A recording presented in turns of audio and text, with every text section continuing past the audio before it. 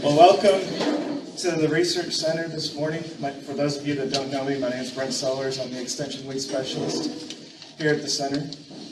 And just want to welcome you, and I'm glad you're here. So we're all here for one reason, right? To learn about smutgrass, so we're going to get that started in a few minutes.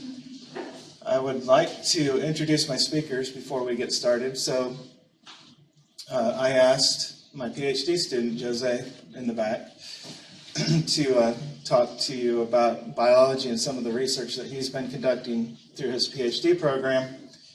And also Aaron Stam, there he is, from the county agent from the Seminole tribe, will be talking about some of the on-ranch research that he's been doing.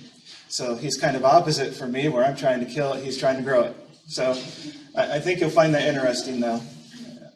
And there's reasons why he's doing what he's doing, and he'll explain that later today. I'd also like to recognize some of my funding sources over the past few years. Most of Jose's research has been funded by USDA and IFA, as well as the NRCS when we're doing our wiping studies. Also been funded through industry, which has included Tide. Don't know about Tide, they're the ones that are making the generic Belpar. Bayer Crop Science and Dow AgriSciences. And also the Florida Cattlemen's Association through the Florida Cattlemen's Enhancement Board. We've had quite a bit of research funded through them as well.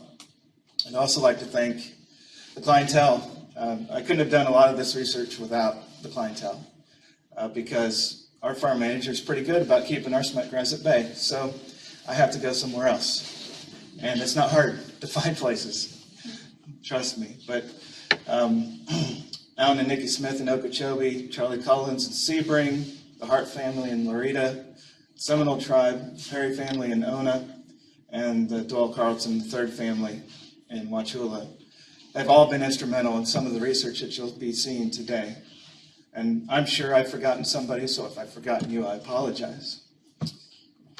So our goals for the day is to kind of get you up to date with what we know, and then share some of the newest research that we've been doing. And the reason that I decided to do this field day is because Jose and I just went to Australia back in late February, early March, to look at their issues with their smutgrass species. And we learned quite a bit, especially about the biology and ecology of smutgrass. So Jose is really going to paint the picture of why smutgrass is such a big problem. And then he'll go into his rotational grazing study, interactions with herbicides. And then we'll have Aaron come up and talk about his case studies using smutgrass as a forage. And then we'll end this morning with me talking about smutgrass management strategies that we've looked at over the past 10 years. And then we'll have lunch, which is probably going to be the highlight of the day.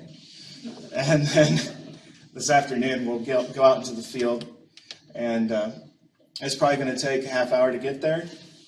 And we'll look at 3 studies that we started last year, and then another study that seems like it's another hour away